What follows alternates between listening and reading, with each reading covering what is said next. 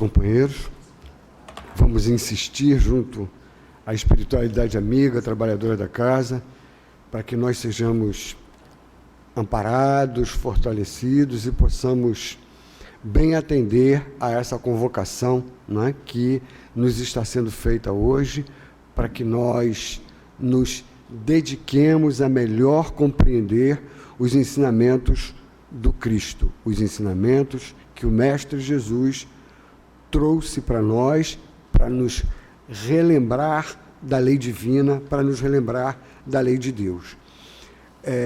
O texto, mensagem que a gente recebeu, o reino de Deus, ele nos aponta, da companheira, irmã Joana de Ângeles, ele nos aponta para o item, ou os itens do Livro dos Espíritos que nós estudamos essa noite e que encerram o Livro dos Espíritos. Nós estamos fechando hoje as duas últimas questões do Livro dos Espíritos, as questões 1018 e 1019, e o assunto que elas abordam é a continuidade de um assunto, não é, sobre o qual a gente já vem conversando anteriormente, a respeito de céu, de inferno, né, de purgatório, né, paraíso, inferno, purgatório. E a mensagem de Joana insiste no fato de que nós pretendemos com muita insistência esse reino de Deus, e ela propositalmente repete, né, no final lá dos parágrafos que iniciam o texto, né, a linguagem do reino de Deus, as excelências do reino de Deus, as mensagens do reino de Deus, as paisagens do reino de Deus. E a gente sonha, né, entrar no reino de Deus. Mas onde é que a gente está? Na Terra. E a Terra é um planeta de provas e expiações. E aí, o nosso mestre Kardec pergunta lá para os espíritos em que sentido a gente deve entender as palavras do Cristo quando ele fala: meu reino não é deste mundo. E aí, não é? O espírito que responde diz assim, ele falava em sentido figurado, queria dizer que reina apenas sobre os corações puros e desinteressados. Ele está em qualquer lugar onde domine o amor ao bem. Mas os homens, ávidos das coisas deste mundo e apegados aos bens da terra, não estão com ele. E aí, a gente vai refletir um pouquinho, né, a respeito da noção de céu que o mundo vem tendo ao longo do tempo, né? Primeiro com os antigos, né, a ideia de que o céu era alguma coisa que fechava a terra, né? Era aquele espaço côncavo, né? E o nome céu vem exatamente, a origem é exatamente essa, uma palavra que significa côncavo em grego, koilos, né? E os astros estariam lá para alegrar a visão da gente, né? Para tornar a coisa bonitinha. E aos pouquinhos, né, essa noção foi evoluindo. Para os antigos, né, haveria 7 céus. E aí os antigos já estavam entendendo, nesse sentido, os céus, né, para onde iriam aqueles que mereciam a felicidade. Só que haveria degraus no céu. Quanto mais no alto, mais feliz seria o espírito, né? A ponto de haver, por exemplo, né, uma revistinha que é um tanto antiga, os mais novos certamente não vão lembrar, uma revistinha, vou revelar a minha idade, que se chamava Sétimo Céu. Né? Quer dizer, era uma revista, imagina, de fotonovela, e, né, querendo indicar isso, que o Sétimo Céu era a supremacia da felicidade que se podia alcançar, né? E para os muçulmanos, por exemplo, existem 9 céus também diferenciados, né? Mas para a igreja, no começo da noção cristã de céu, havia 3 céus. O primeiro céu era o céu do ar, das nuvens, né, etc. O segundo céu, o céu dos astros, e o terceiro céu seria a morada de Deus. Aí seria, né, o céu, né, onde reina, né, o soberano Criador, né, na sua grandeza e na sua superioridade sobre todo o universo. Só que a visão de universo na época era uma visão, né, muito restrita, muito limitada, né? E aí eles achavam que o céu era em cima e o inferno era embaixo, né? Céu em cima, inferno embaixo. E aos poucos, né, com a evolução que é natural, com o progresso pelo qual o homem passou naturalmente, né, a ciência veio demonstrar que não existe nem céu nem baixo, né? Houve um determinado momento e a religião relutou um pouco em admitir isso, né, em que se descobriu que o nosso planeta era redondo, né, e que girava, e tudo isso ia de encontro às noções que a igreja, com grande firmeza, queria que nós aceitássemos e engolíssemos como dogmas, né? Eram pílulas que nós éramos obrigados a engolir, né? E a pena era a pena capital, né? Quem não aceitasse, né? A igreja falava, estava falado, né? Existe até um ditado latino que diz o seguinte: Roma locuta, causa finita. Roma falou, está falado, né? Então, se Roma diz que é assim, é porque é assim, ninguém tem que discutir. Se não, né, pena capital para ele. E aí, né, o homem vai naturalmente evoluindo, e nós vamos focalizar exatamente o século XIX, o século em que surge a doutrina espírita.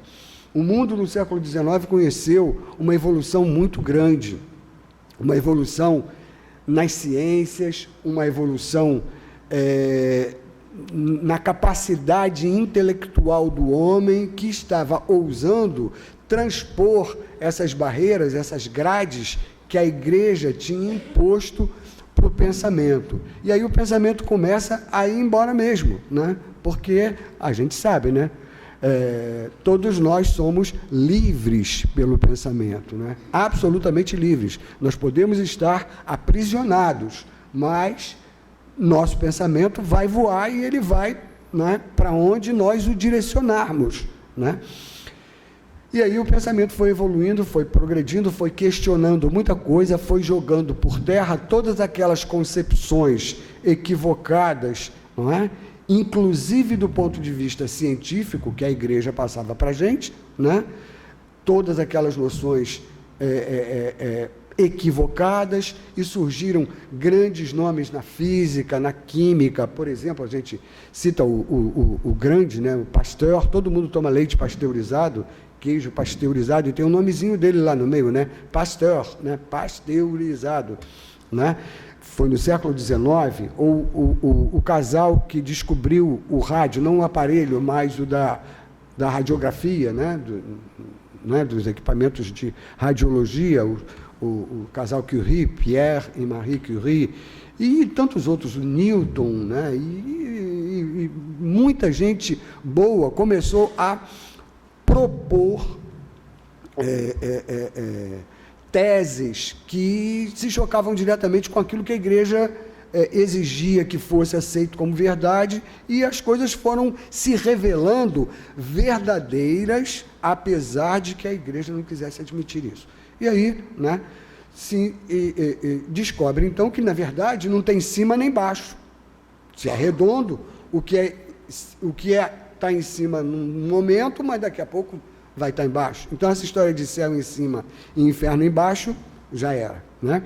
E o céu, né, que a igreja ensinou de um jeito, ele era conseguido, né, se a gente fizesse parte daquele grupo. Tinha até um ditado, né, que fora dela não há salvação, né? Se a gente fizesse parte daquele grupo, estava salvo cumprindo aqueles rituais que eram necessários para se obter a salvação, né, aqueles sacramentos, né, que eram necessários, a gente tinha o céu garantido. Caso contrário, inferno sem apelação, né? Nós até hoje convivemos com irmãos nossos, companheiros nossos de caminhada, que em pleno século XXI continuam pensando dessa forma, né? Que por fazer parte de um grupo, simplesmente por isso, estão salvos, não vão ter problema nenhum com relação a depois da morte, né? Além da vida do corpo. E, né, falando de céu, né, e de como se atinge o céu, é preciso também falar do inferno, né? Tem gente que até hoje não é capaz nem de dizer essa palavra. Para dizer essa palavra, né, é uma coisa que agride os ouvidos e que atrai coisas ruins, né? Mas é preciso que nós entendamos o que é e como é que ele surgiu e como é que ele foi criado, né? O inferno dos pagãos era um inferno muito mais light do que é o inferno dos cristãos. É como, por exemplo, assim, eram os campos elíseos, né, para onde iam as almas dos bons, de um lado, como se fosse ali no Pilinca, né, e o Tártaro, que seria o lugar das torturas infernais, seria ali no Tuf, por exemplo, né? Não, era assim, até perto, né? Relativamente perto, né? Não desse jeito que se coloca, né? O céu lá não sei onde e o inferno Deus sabe como. Mas tanto o céu como o inferno que nos ensinam, que nos ensinaram e continuam ensinando, né? É um céu, é um inferno, em um lugar circunscrito, determinado, para onde as pessoas vão e onde vão ficar eternamente. Se forem bons, vão ficar no céu, gozando das delícias do céu, pela eternidade afora. Se forem maus, vão ficar no inferno, sofrendo as torturas do inferno, queimando, padecendo sob aquele fogo causticante, sem se consumir, pela eternidade afora. E aí é bom a gente refletir, né? Quem é que vai para o inferno? Quem não cumpre com as determinações que determinada religião, né, impõe que sejam cumpridas. Aí já sabe que, né, vai sofrer pela eternidade afora. Por conta disso, a igreja, falei, num determinado tempo, né, a religião dominante criou a figura do purgatório. No século VI, no ano de 593 depois de Cristo, a igreja criou o purgatório. O que era o purgatório? Era uma espécie de banho-maria, né? A pessoa queimava, mas não queimava tanto como queimava no inferno, e tinha a expectativa de poder sair de lá. Mas o sair de lá não era se ela melhorasse, não, se ela procurasse se transformar, se ela procurasse corrigir os seus defeitos, acertar os seus equívocos e se modificar. Absolutamente. Ela sairia de lá se rezassem por ela, se pagassem as indulgências por ela, e aí ela seria alçada do purgatório para o paraíso, para o céu, né, sem mudar nada, né, porque preces foram, às vezes as pessoas deixavam até preces pagas, já para garantir, sabe lá, né, para onde que eu vou, então deixa eu deixar aqui umas indulgências pagas, porque aí eu garanto, né, e aí, parênteses, né, é bastante comum nos trabalhos de atendimento aos espíritos desencarnados, eles virem reclamar, ué, mas eu deixei as preces pagas, cadê? Onde é que eu estou? Que lugar é esse? Por que eu estou sofrendo? Eu deixei tudo certinho, cadê? Como é que é isso? Né? E aí é necessário desconstruir toda aquela noção equivocada, né, que eles receberam e da qual eles se nutriram, para poder consertar na cabecinha deles, né, a ideia de que não é bem assim também. Então, não é bem assim para o céu, não é bem assim para o inferno e nem é bem assim para o purgatório. né? Na verdade, o que a doutrina espírita que surge naquele século XIX, que foi tão rico e que tinha a lógica, a razão e a ciência como motores do progresso, né? A doutrina espírita surgiu nesse caldo de cultura, não é? E o senhor Allan Kardec fez questão de se utilizar do procedimento científico da época, né? A estruturação da doutrina espírita, os livros da doutrina espírita, eles foram codificados, mas, vamos dizer assim, com esse cunho científico experimental, né? As experiências eram feitas, eram repetidas, eram comparadas, né, à exaustão, para depois ele, vamos dizer assim, ir organizando esse edifício, né, em que se transformou a doutrina espírita. E os espíritos vêm explicar para a gente que, na verdade, o purgatório faz algum sentido, porque purgar significa limpar, né? Significa filtrar, melhorar, né? Modificar-se para melhor, modificar para melhor.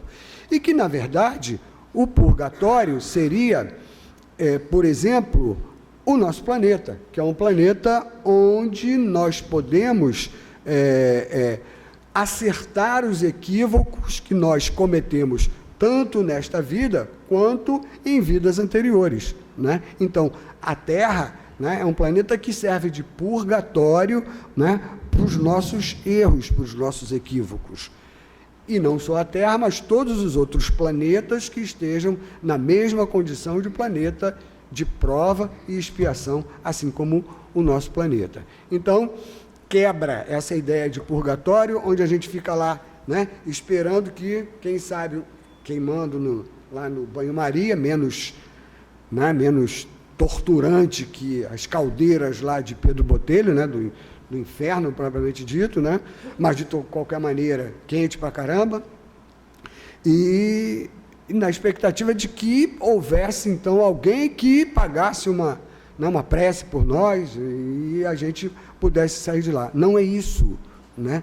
A gente está no purgatório para que esse processo seja feito por nós mesmos. Somos nós mesmos a que precisamos transformar em nós os nossos equívocos, as nossas dificuldades, né, os nossos enganos, e procurar nos transformar para melhor. Aquela história do homem velho, não é? Que precisa se reestruturar, que precisa se melhorar, que precisa progredir.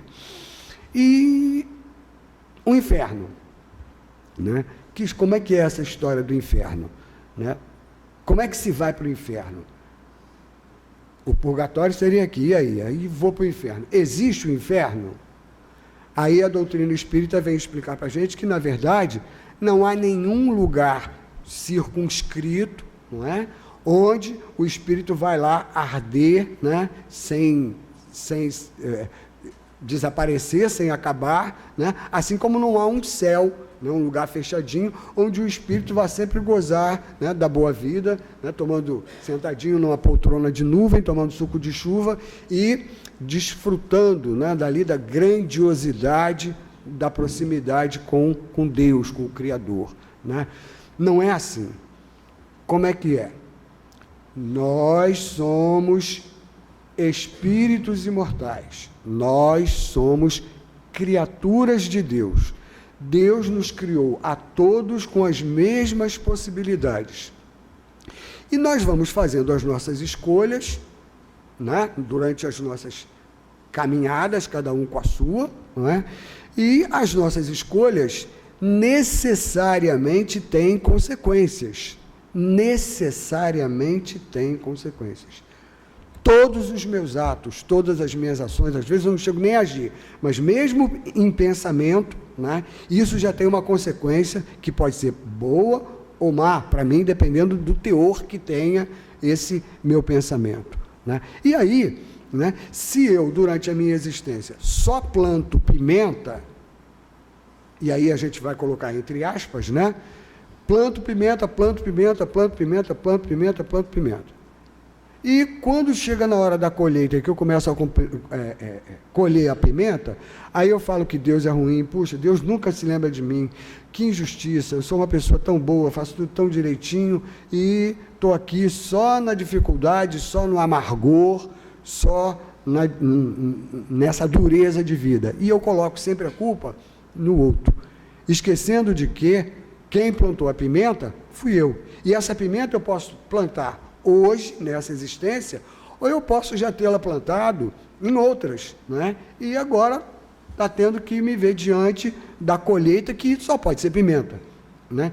Para isso, né, nos chamam a atenção os nossos bons amigos e guias espirituais para o fato de que a gente precisa alternar um pouquinho, né?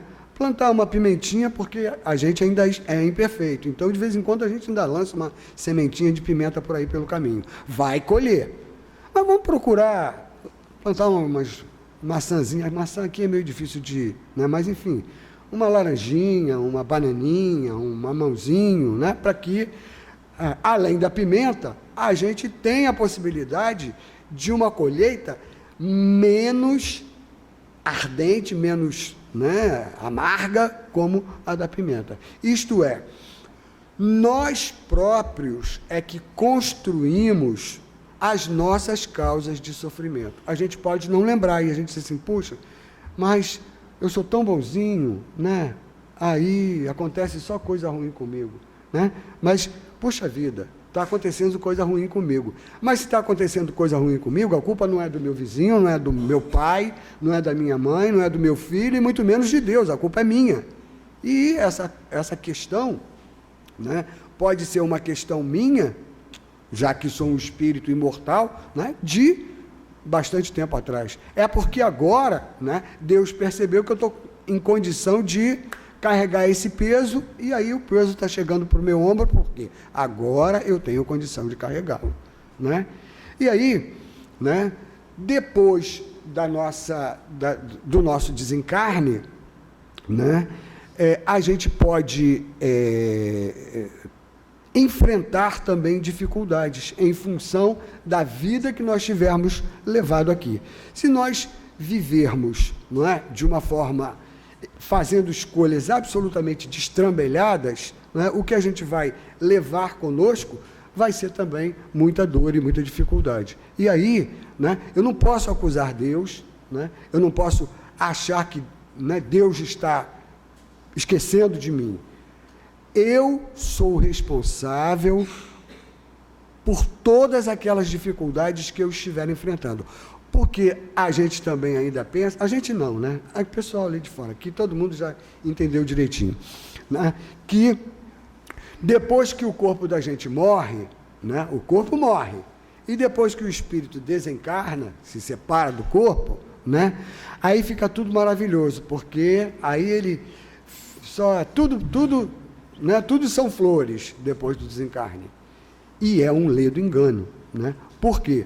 Porque não vai haver uma modificação no estalar de dedos, né? Ele não vai mudar assim, né? Então, ele vai continuar sendo aquilo que ele era. Então, se ele era, por exemplo, cruel, corrupto, assassino, sanguinário, aí ele desencarna, virou anjo. Vai fazer parte de uma gangue do lado de lá, né? Deixa o corpo aqui e vai fazer parte de uma gangue dos sem corpo, né? Dos espíritos que já estão do outro lado, né? E se ele procurou fazer tudo certinho, procurou agir de acordo com os ensinamentos da lei de Deus, os ensinamentos cristãos, ele naturalmente vai obter, por consequência disso, né, uma situação depois da morte do corpo também mais tranquila. E aí, a que conclusão a gente chega? De que, na verdade, né, o nosso céu e o nosso inferno, quem é que constrói? É o meu pai? É o meu vizinho? Quem constrói o meu céu ou o meu inferno? Sou eu mesmo. Sou eu mesmo. E aí, não posso reclamar, né? Não posso reclamar. E bendita a oportunidade que a doutrina espírita está dando para a gente, né, de obter esse esclarecimento. Quantos companheiros nossos a gente atende nesse serviço, né, de socorro aos espíritos desencarnados, que sequer sabem que o corpo deles já morreu. Para eles continua tudo igual. Eles já estão mortos, entre aspas, né? O corpo já morreu, e ele é capaz até de brigar com você e dizer, mas camarada, companheiro, teu corpo já era. E ele vai dizer, você está doido, como já disse para mim, né? Já sei, isso aqui é um hospício, e você é o louco, como se eu fosse o maluco chefe, né? Como que eu posso estar morto? Né? Alguns, né, mesmo a partir desse primeiro encontro, vão recebendo ali o esclarecimento, vão percebendo que alguma coisa está diferente, vão percebendo que estão falando através de um corpo que não é o deles, e aí, né, com muita frequência, eles se interessam em entender isto e se esclarecer a respeito do que há para frente, né? E sempre com essa perspectiva, né, de falar de vida futura, né? A gente não pode, e a gente já não tem mais né, esse problema já não é mais nosso, né? De encarar a vida futura como a gente já encarou há algum tempo atrás, né? Que ia para um lugar e ia ficar naquele lugar definitivamente, ou ia para o céu, ou ia para o inferno, e acabou, ia ficar lá, né? A nossa ideia de vida futura é a de que tanto a nossa vida de encarnados quanto a nossa vida de desencarnados, né, são etapas da nossa caminhada, né? A gente hoje está encarnado, amanhã vai estar sem o corpo e vai continuar caminhando, né? Vai continuar caminhando. Mas é engraçado, né? A gente fala que não existe o céu daquele jeito, não existe o inferno daquele jeito, mas tem espírito que diz para a gente, puxa vida, mas como é que não existe? Que história é essa? Eu não posso dizer para ele que o inferno não existe. Eu estou no inferno. Eu convivo com aqueles seres demoníacos. Mas por que acontece isso com ele? Por quê? Se eu, por exemplo, gosto muito de futebol, né? E tem um grupinho ali, e tem um telão ali passando um jogo de um time que eu respeito e admiro, que é o meu time, não sei o quê, aí eu vou para ali e vou me juntar com aquele grupinho ali porque eu gosto daquilo, né? Se eu gosto de música popular, tem um grupo aqui escutando música popular e eu gosto daquela música, lá vou eu e me reúno àquele grupo, não é? E por sintonia e por afinidade, não é? A gente se reúne do lado de cá e se reúne do lado de lá também, não é? E os espíritos são capazes, eles mesmos, né, de tanto pensar naquilo, de criar aquele ambiente infernal mesmo. Imagina um monte de espírito sofredor, né, cada qual com a sua dor, cada qual com a sua dificuldade, né, vivenciando a sua dor e pensando na sua dor e olhando para o seu umbigo, e olhando para a sua dificuldade e só pensando na sua dor. É um verdadeiro inferno, entre aspas, né? A gente sabe que é uma questão de cada um, consciencial, mas que acaba, vamos dizer assim, se transportando para o exterior na medida em que todos eles estão juntos, não é? Uma outra coisa que a gente aprendeu e que a gente precisa desmitificar é a questão do suicídio, né? O suicida não tinha direito nem a ser enterrado em Campo Santo. Ia direitinho para o inferno, né? Estava destinado ao inferno. Não adianta rezar, não adianta nada, porque ele está perdido. E aí vem a doutrina espírita e nos diz assim, apaga, não é nada disso. Todos nós somos filhos queridos de Deus. E Deus, como Jesus contou lá na parábola das ovelhas, não é? Do pastor que tinha 100, saiu com as 100, quando voltou só tinha 99, ele guardou as 99 e foi procurar aquela uma que estava faltando. Deus não abandona nenhuma de suas criaturas, assim como o pastor. né? E os nossos irmãos, não é? Que durante tanto tempo se consideram, e muitos ainda se consideraram, e muitos ainda se consideram, né? Destinados ao sofrimento eterno, vamos, nesse momento agora mesmo, né? Vibrar por eles, na certeza de que Deus os ama. Deus é absolutamente misericordioso, soberanamente justo e bom, e que eles têm, sim, o direito e a possibilidade de evoluir, de progredir, de caminhar, de modificar os equívocos em que eles se envolveram. Têm e vão fazer isso, não é? E com os amigos espirituais dessa casa, não é? Com o amparo que eles vão receber, certamente esse processo para eles há de ser facilitado e eles hão de ser incentivados nessa caminhada para a melhora. É isso, meus irmãos, é essa certeza que a gente precisa cada vez mais fortalecer no nosso íntimo, a certeza de que nós somos filhos de Deus. Se nós, né, que de vez em quando temos uns filhos assim, meio problemáticos, né? Aí o que a gente faz com os nossos filhos problemáticos? A gente compra um tacho daquele de fritar pastel enorme, né, e joga o filho da gente que é problemático e só vive dando aborrecimento naquele tacho e deixa ele ali fritando pelos tempos afora. Exatamente o contrário é o que a gente faz, né? Quanto mais dificuldade demonstra o nosso filho, mais a gente procura se dedicar a ele, né? E a tentar orientá-lo com relação àquelas dificuldades. Ora, nós somos pais terrenos, logo imperfeitos, logo falíveis. Como é que Deus ia abandonar, Deus que é soberanamente justo, misericordioso e bom, como é que Deus iria abandonar a um filho sequer? Como é que ele ia destinar um filho sequer ao sofrimento eterno e não está nem aí para ele? Era a mesma coisa que colocar o nosso lá na fritadeira de pastel e deixar ele para lá, né? Porque dá muito trabalho, joga fora, né? E não é assim.